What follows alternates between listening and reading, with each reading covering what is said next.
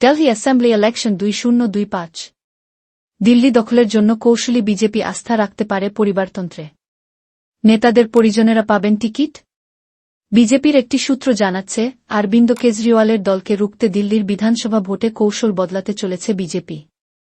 প্রধানমন্ত্রী নরেন্দ্র মোদী লোকসভা ভোটের প্রচারেও নিয়ম করে কংগ্রেস, সমাজবাদী পার্টি, ডিএমকে, আরজেডির পরিবারতন্ত্রকে নিশানা করেছেন। কিন্তু আম আদমি পার্টি, আপ, জয়ের হ্যাট্রিক ঠেকাতে দিল্লির বিধানসভা ভোটে পরিবারতন্ত্রকেই আঁকড়ে ধরতে পারে তার দল। বিজেপির একটি সূত্র জানাচ্ছে, অরবিন্দ কেজরিওয়ালের দলকে রুখতে দিল্লির বিধানসভা ভোটে কৌশল বদলাতে চলেছে বিজেপি। আড়াই দশক পরে দেশের রাজধানী দখল করতে ভরসা রাখতে চলেছে দলের প্রাক্তন হেভিওয়েট নেতাদের পরিজনদের উপর।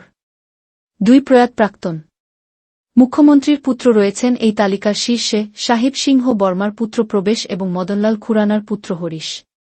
প্রবেশকে নয়াদিল্লি এবং হরিশকে মতিনগড় থেকে টিকিট দেওয়া হবে বলে পদ্মশিবিরের একটি সূত্র জানাচ্ছে। প্রসঙ্গত, দিল্লির আর এক প্রয়াত প্রাক্তন মুখ্যমন্ত্রী সুষমা স্বরাজের কন্যা বাসুরি এখন নয়াদিল্লির বিজেপি সাংসদ।